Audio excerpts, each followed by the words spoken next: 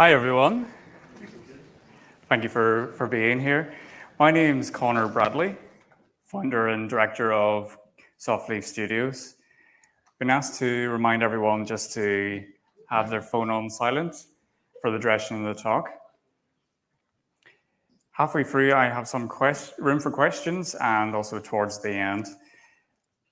And I'll also be hanging around later. If anyone wants to approach me, feel free to do that. In a nutshell, then, today, my talk is going to cover what is accessibility, why does it matter, and what can we do to make our own games accessible. Hopefully, by the end of the talk, I've inspired each of you to then go into your own work and see what you can do to make your own games more accessible.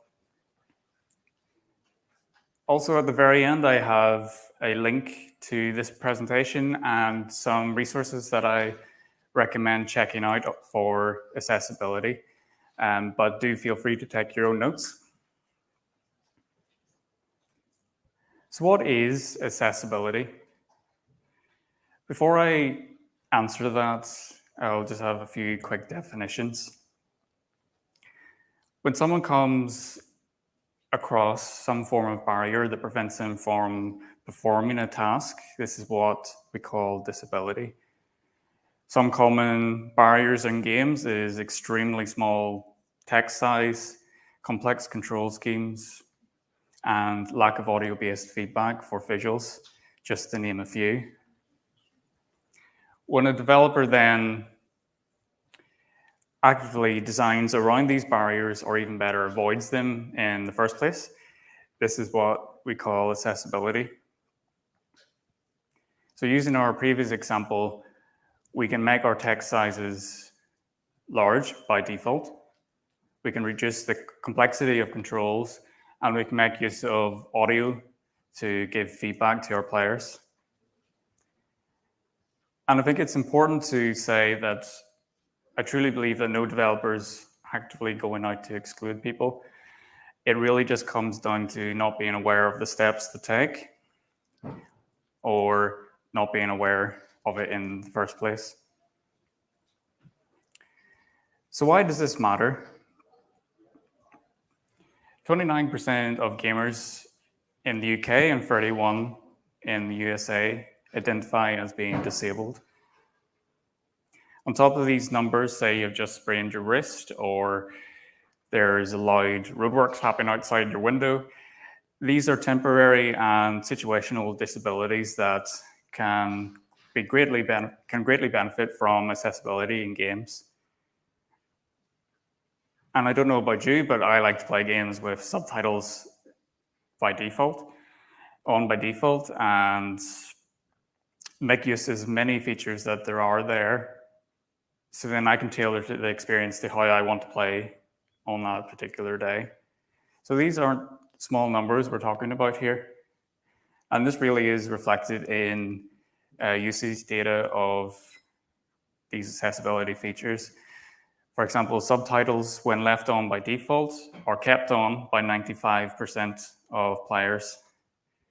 So hopefully you can see why it is so important that we make our games accessible, because disability impacts everyone, and we will all experience it in some form, in some point in our lives. And if you're still not convinced, here's a nice quote that I like to use from Brent Floyd. If you don't design for accessibility, it's like saying to every fifth person who walks in the door, I don't really want your business. We as developers want everyone to enjoy our games, so why some of the time are we forgetting to implement accessibility so everyone can enjoy it?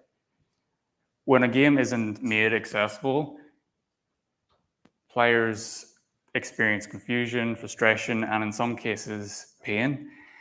And this can all lead to negative reviews, refunding of games, and on a more human level, we just don't want that for the people playing our games. But before I go into the how, I thought I would share a bit about my own story and why I founded Softleaf Studios.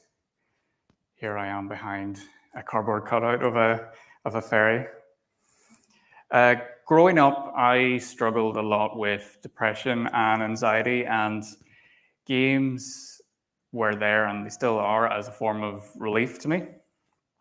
The idea, though, that not everyone can have this same experience and get the same amount of relief when they're at their worst, for example, in my mind, just isn't fair.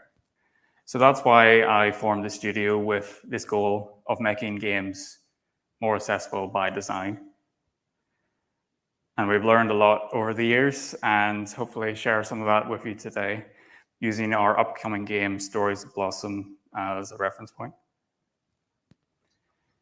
And to show the impacts that this kind of work can do, here's a comment that we received from one of our players. I just wanted to thank you for putting treasures like this out into the world, for making lovely things that everyone can experience.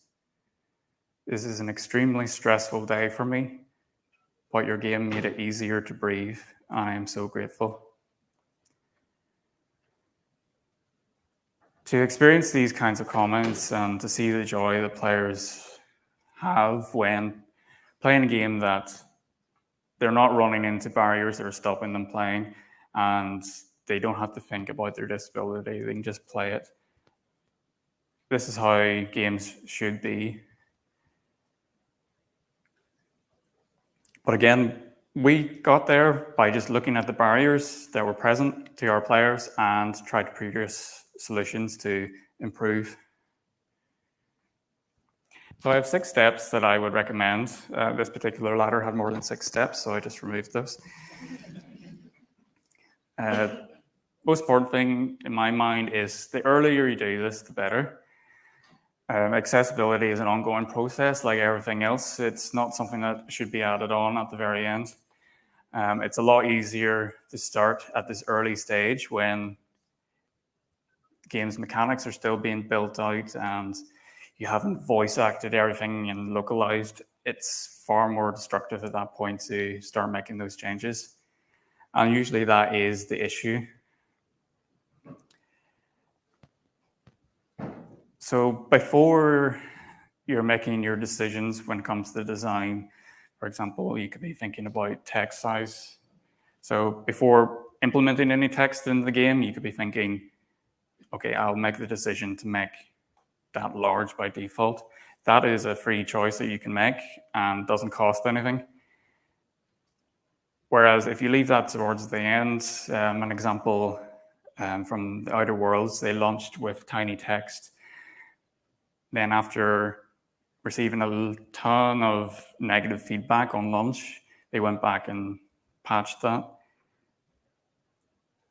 And I've been told that that took a UI developer 3 solid months of work. So remember, the earlier you do this, the better. Second thing then is you may be thinking, well, how do I go about removing the thousands of barriers that could be potentially out there? And I don't think this is really possible. There's always going to be someone and something that prevents someone from fully enjoying your game. So I find this mantra from Microsoft very useful. Solve for one, extend to many. So in other words, by removing a barrier for one specific user, it can also be beneficial for other users in different circumstances. To give an example, say subtitles. These are primarily used for players who are deaf and hard of hearing, but at the same time, for players who maybe have issues processing audio, can find them useful. Say you're just in a loud environment, or English isn't your main speaking language, so you understand it more in the written form. Or you could have just got distracted for a moment. Really, it really can benefit a lot of people. My third step then is try to get everyone on your team involved. Everyone should be asking themselves the question, what I've just created, does that present barriers to our players or audience? And if so, what can we do to remove those? In my mind, this is how we all should be working from the very beginning of a game's production to the very end. For example, if you're a community manager, you could be starting using alternative text for your social posts. If you're an artist, just having that more informed choice when you're taking in consideration what colors to use and when setting contrast. But also the process of making games itself can be made a lot more accessible than it can currently be. Things like how you communicate with your team members, how you create your documents that you share with each other, and what counts as a task being done. There's a lot of stuff there that can be done. So I highly recommend, rather than seeing accessibility as a nice to have it as a must have and make it part of your team's culture. But it's important to say that there's only so much you as an individual or you as a team can do by yourselves. And that's why it's so important to be testing your game with a diverse group of individuals. And that includes those from the disabled and neurodiverse communities that are often forgot about when it comes to testing. And that means before you've built out the game, you've actually got this feedback and are able to actually do something about it. And this kind of feedback can be difficult to hear at times, just because a player has maybe come up against a barrier that has prevented them from playing the game. But this is the time that you need to hear it, so you can actually action it and improve. It's better to hear it now rather than later in a negative review that other potential customers are reading. And it's important to say that a fix for one person doesn't necessarily mean it's going to work for another. In some cases, it can make it worse. So it's just making sure that you test these things as much as possible. And that's why it's so important to break down all of this large task into multiple smaller bite-sized tasks. We focused on what we seen would have the greatest impact on our players, and from there we were able to see what worked best. And it won't be perfect, especially if it's your first time doing it like it was for us, but it's just remembering that having that extra push for accessibility with each project you're improving, and it's really about highlighting and celebrating what you have done right, and from there sharing that knowledge with other people, so then we as an industry and your team can grow in that sense. Then lastly, share all your great work with your audience. There's no point in doing all this accessibility if your players don't know what to expect. They need to know if they can play your game before making that decision to buy it. So the earlier you can share your work, even if it's only in smaller chunks of what you've got so far, this gives them that more informed decision that they can then get excited with your game and build wish lists.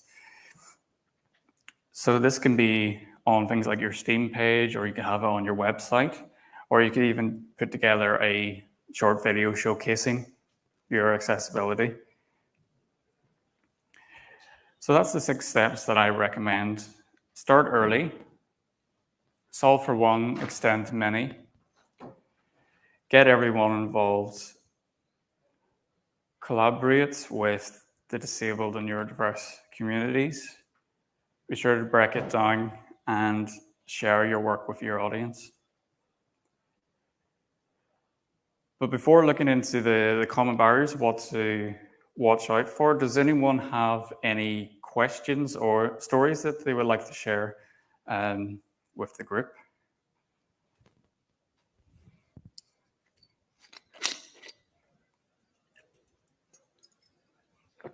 Is there a mic?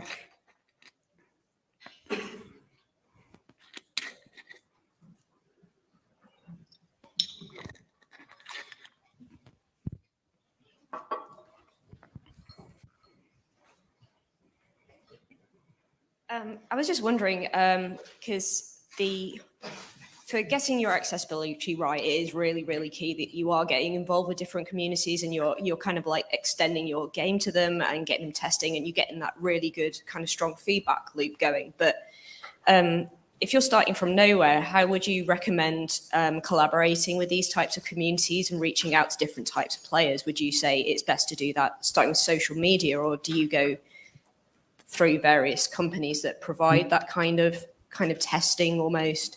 Yeah, that's a great question. For us, what we did is simply just have a call on Twitter. We have a game that we were wanting to test accessibility options, and we have a form. Please fill this out if you're interested. And from that, we got a large interest of people. And from there, we then paid, which is just as important, these testers to test our game and get that feedback. And that's really all we did. There are other different companies that offer testing. That is another option. But yeah, that's probably one of the easiest things that you can do, because the thing about accessibility, a lot of people are wanting to improve it, and they want to be an active voice in that. So there's people more than happy to help. That's really good that your audience as well has this real passion for wanting to make games better as well. And did you find as well that once the word has got out, you would have an influx of more people as well? Would word spread, and that really kind of got the ball rolling for you? Yeah, definitely. As we were going on and showcasing our features, people got excited about the game, and the work we were doing with audio descriptions, for example, that wasn't being done in games for the most part. And people were like, wow, can I be a part of this as well? And it is just really a collaborative thing. And it is just so important to get that feedback, because if you don't have it, you as a developer are pretty much guessing. You may come up with solutions using guidelines and such, but if the game isn't tested by the people who live their lives with these disabilities, you can't verify that it has worked, and everyone is different as well. So, yeah, definitely. I think you're doing an amazing job. Oh, thank you. I should probably give the microphone back.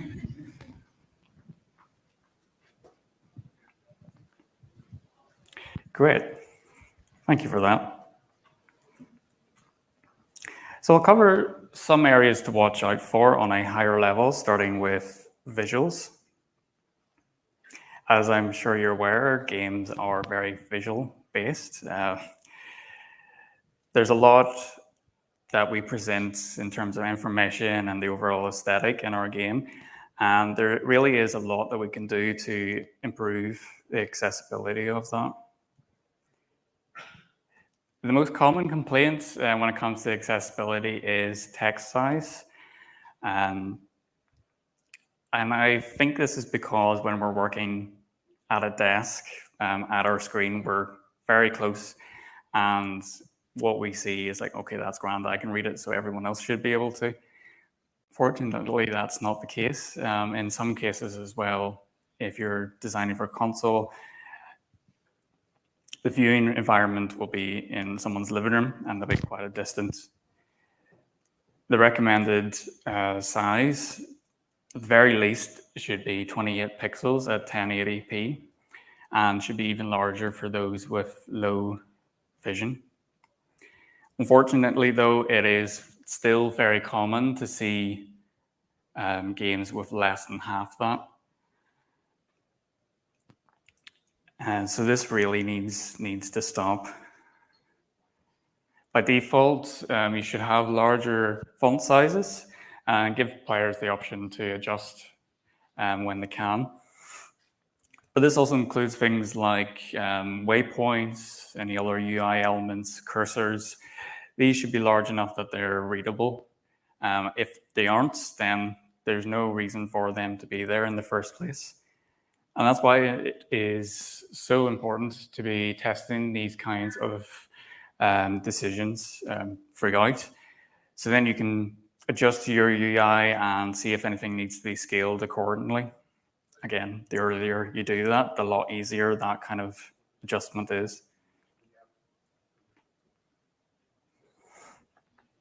Another one is the contrast of visual elements. Usually a game's UI will stay fairly similar throughout the entire game, but the backdrop behind it will change. And so keeping a high contrast level is very important. So you can make use of outlines and color to help with that. But of course, relying on color by itself, for those who have loss of color vision, this can be a real problem. But really it just comes down to it is a design problem to solve. If you're using color to differentiate or communicate information, just make sure that you also make use of things like icons and shapes or even text. One thing that I recommend that's been useful for us as well is when you're testing levels and looking at art, and to use simulating tools to help identify some maybe common areas that maybe you need to be thinking about. And then from there, you can be testing it later on. One big complaint is likes of small mini-map markers that are red on a dark background. This can be a huge problem for someone who perceives less red light, for example.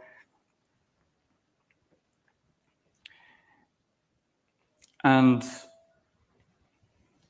if you genuinely can't address by default what colors you have, give the player the option to choose those. That way then they can set what works best for them. And do not use color filters that don't fix the problem. So audio is your friend. Making games, one question that we get quite often is how do you make a game accessible to someone who's blind? This can seem quite intimidating, but actually it's not too complex when it comes down to it. There's two sides of it. There's your gameplay and then there's your UI. Starting with gameplay then, there's looking at all the information you're trying to communicate to the player. A lot of that can be done through audio. So your different audio emitters and the spatial awareness. But also anything that isn't covered by that, you can also do with audio feedback and haptics. But it's also important to remember that if for whatever reason you can't make your game blind accessible, any work in that direction will make it more accessible for more players, and that's a big win. Interestingly, one area that we have in Stories that Blossom is an audio description track. This describes any visual content that's happening on the screen, similar to how TV and films are doing it. It's starting to spread into games, which is really exciting to be a part of. That feature alone, as I was saying, it has got a lot of attention to our studio. The other side then is your UI. This means having a screen reader, which using text-to-speech reads out any menus or labels in real time to the player. You can make use of third-party plugins, or you can hook up to your operating system tools.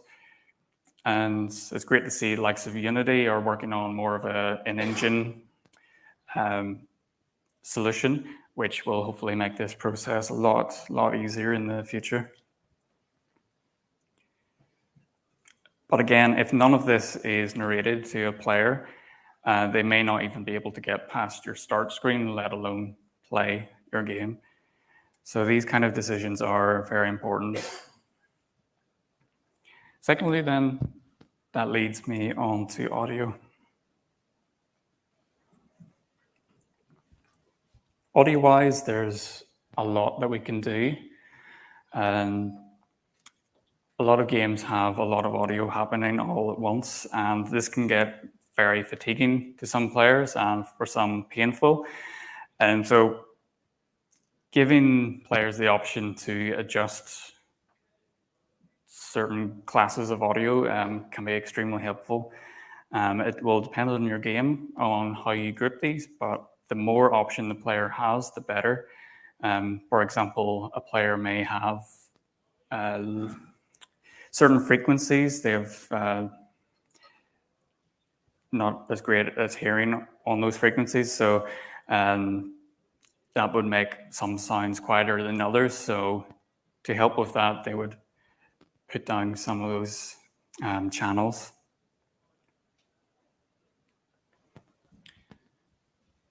If your game has voice dialogue of any kind, subtitles are a must. Without it, players who are deaf and hard of hearing will be losing out on so much of the context of your game, especially if it's a heavy narrative game like ours. And as I said, most players use subtitles by default, so it is so important that you get those right. And there's a lot of great resources out there that I highly recommend checking out in terms of the standards that you should be adhering to. And again, that will be at the end of the talk. So that will cover things like how to time it with dialogue and how many characters should you have per line. We also find that the more customization that you can have, the more happier your players will be, especially when it comes to size and contrast. For example, in our game, not only can you change the color to whatever you want, you can toggle off speaker names, you can toggle on intonation, so things like what is the meaning, how was the line delivered. And again, this can be really helpful, not just to deaf players, but for players who maybe struggle with context. This is just another form that they can give to understand what's happening in the story. So that covers speech, voice lines, but there's also audio captions, which in my mind are just as important. These are textual representation of things like music playing or a door opening behind a player. This kind of information can be the difference between dodging an attack or getting hit, for example. And this can be vital for survival in like big action games. Another common example is to make use of directional pointers, which point to where the audio source is coming from. And again, this really helps with immersion and gives the player feedback and knows what's happening. When that's not there, they're missing out on it. Thirdly, then, is input. That's what makes games so fun, being able to interact with the game. And there's a lot that we can do as developers on a software level to ensure that our games are playable. One of the most requested is the ability to remap controls. You may feel that you have the perfect assigned keys for your game, but that doesn't necessarily mean it's going to be perfect for everyone. For example, a player may not be able to operate a mouse or even see the cursor in the first place. They may use keyboard only. They may have to rotate a controller so they can play it one-handed, or they may just want to preserve energy and limit the amount that they have to reach per key. So this is really a big area to consider when setting controls. Just to note, some games, there are a lot of actions that the player can perform, and complexity sometimes is unavoidable. But just make sure that you avoid as much of that especially if it's not necessary. For example, Stories Blossom is a point-and-click adventure, but you have the option of playing the entire game with just one digital button, no analog required whatsoever. So that's just a reminder that just because an input device has so many keys or buttons doesn't mean you have to utilize all of them.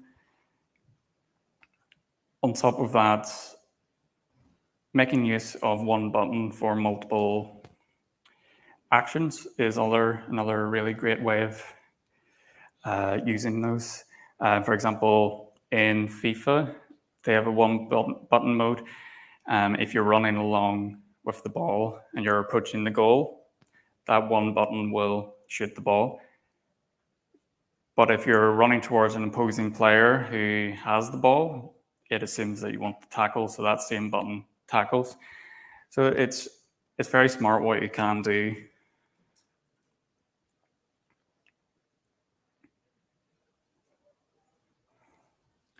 Next then is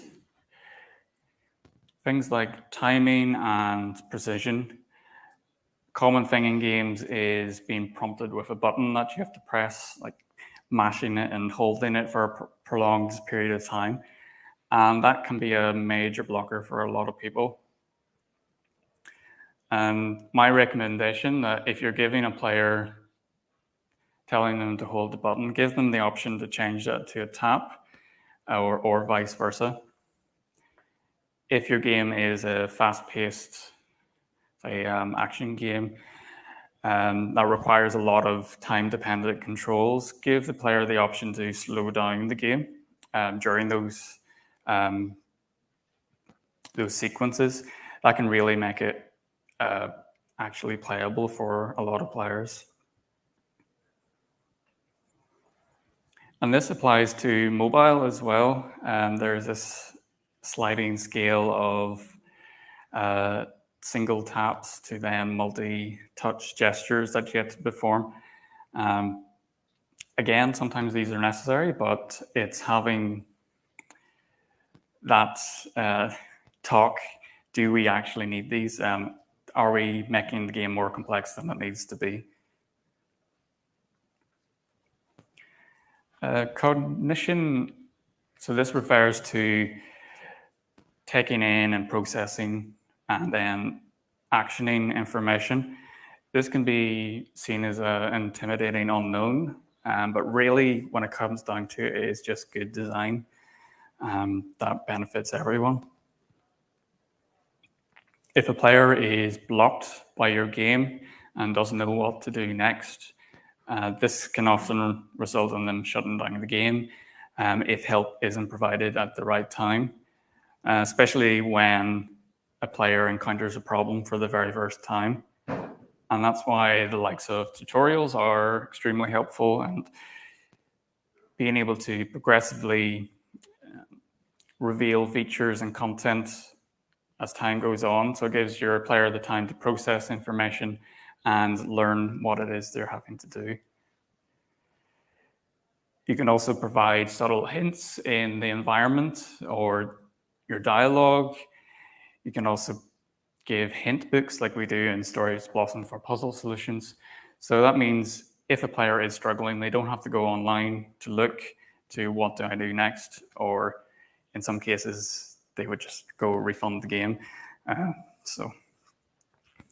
But sometimes that isn't enough, even though it may feel as a designer that you've given the path that they have to follow. Sometimes, for whatever reason, that player may lose context and just hasn't understood it in the first place. To avoid this, when giving likes of instructions and things like that, try to use clear and simple language in your writing and your dialogue. So avoid any unnecessary length and complexity. So this will really improve the chances that it will actually be read or listened to by your player. And that way then you're accommodating a wide range of literacy and language skills at the same time.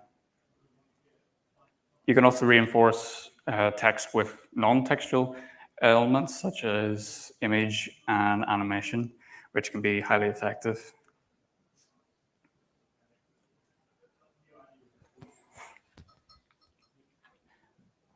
When a player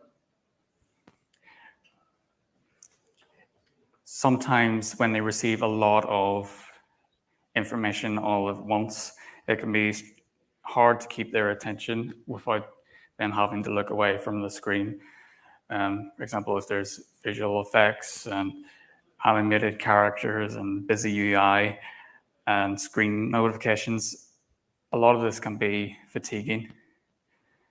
And so to eliminate this, if it is needed in the game, give the player the option to tweak or toggle that. So things like moving backgrounds behind text or the duration of a pop-up. These kind of things, in my mind, aren't necessary for the core game experience, but can stop a player from actually experiencing it. And games have a fair bit that they require you to take in, especially in sizable games.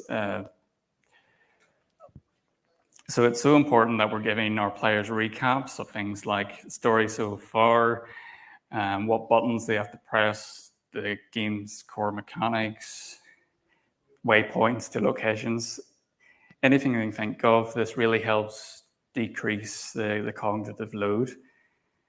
And also, some games are designed that you can drop it and then leave it for a month and then come back.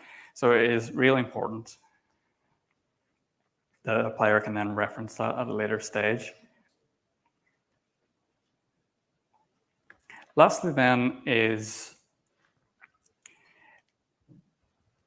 if you're making a game that supports player communication, keep in mind that not all your players can speak, hear, or see. And also there are some legal obligations that you have to be aware of, which I won't go into now, but there is a useful link at the end for those who want to look into that. Communication is vital for forming plans with your team members and role-playing and socializing with friends. And when that isn't accessible to everyone that you're wanting to play with, people are left out, and that's not fair in the slightest. So keep these things in mind. When it comes to chat windows, make sure that any text can be read in real time. On the other side of the coin, and not everyone can hear speech, so making use of speech-to-text feature is really great. So I can transcribe in real time any spoken language, and then everyone can then experience that a bit of communication. Another method then is to make use of chat wheels, which are great, a way of communicating with everyone. It's a quick and easy way. And these provide the player with an array of voice lines or emotes and emojis that, it just can be quick and easy, get the point across. But the important thing to remember is that you also have to make all of these tools accessible. Any of these voice lines need to have subtitles. Any of these emotes or actions that are triggered have to then be transcribed into text into chat windows.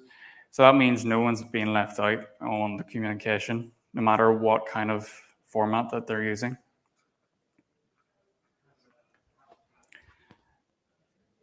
So to conclude, my key takeaways here are games have barriers, and we need to identify them and try our best to remove any of the unintentional ones that we have there. A large percentage of players are waiting to play your games.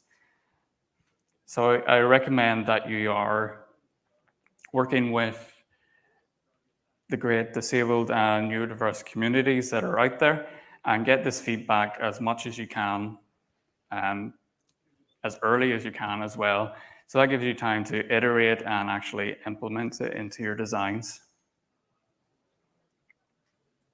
Accessibility is becoming the new norm in the industry, and players are growing to expect it in your games. So now is the best time if you haven't already joined us. So I challenge you all to take this forward into your own games and studios and show that we are an industry that cares about our players.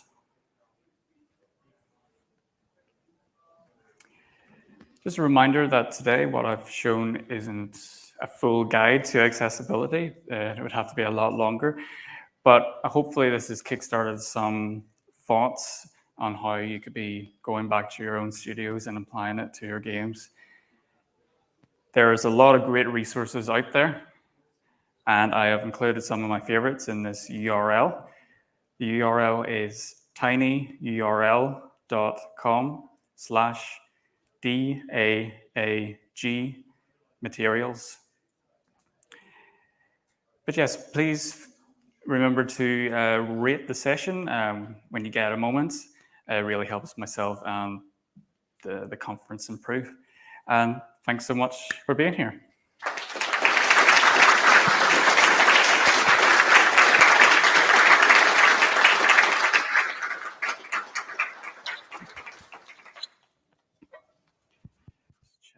We have time. Time for maybe 2 quick questions, if anyone has any. Yeah.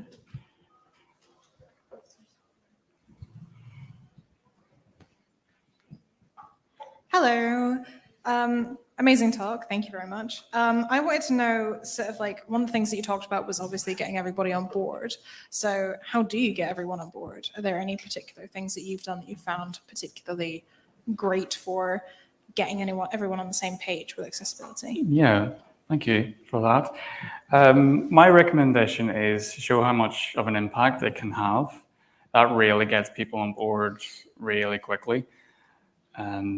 Whether that is people's lived experience and how much there's examples of people who maybe are in their bed all day and games are there as their way of living life, and there's a lot there that we can be doing to make things more accessible. So that's definitely a big thing. On top of that is everyone's on their own journey with these things, and it's just making sure that there's enough resources on different levels, because not everyone maybe is aware of maybe the more seen as the basic things that you can do to make thinking more accessible. So those will be the 2 biggest things that we have found helpful. Yeah, thank you. Thank you.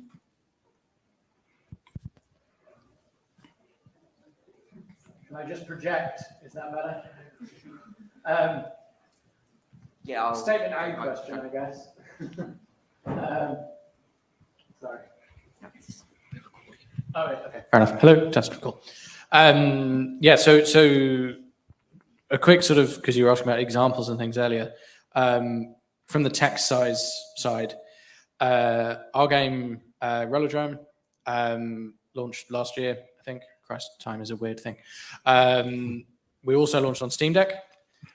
We do not have a Steam Deck green tick because some of our text is slightly too small. So in terms of impact, not just on the players and things, but there's a commercial impact to that, right? Then at that point, so if anyone's wondering, like, how do I get people on board? That's affected store listings, which obviously directly affects sales, et cetera, et cetera. So just an example there. But the question really was about accessibility menus and things. I've seen a few talks about that recently from various people. Where do you land on where you put your accessibility features? Are they integrated within your normal menus? Because you're talking about accessibility just being good design, or are they their own thing? What's your personal preference on that? That's a good question. For me, and I think a lot of the accessibility space in the industry agree that it's best to just apply it to all settings. You don't necessarily need to have a menu that is stated this is accessibility settings, because at the end of the day, pretty much all settings are accessibility settings. If you are going to have accessibility settings sometimes as a separate thing, it's good to have those options in multiple places. So if, for example, you're looking at audio, again, I feel it's like more work that you have to then have in two places and confusing. Depends on how many settings you have. It really just comes down to how you're navigating your menus. And yeah, I feel that if I'm going to audio, I want to look at things like text-to-speech and audio descriptions. If I'm going to things like visuals, I'm more concentrating on text size. And in my opinion, that's the best way of doing it, yeah. So that is us, unfortunately. But thank you so much for being here. Enjoy the rest of your day.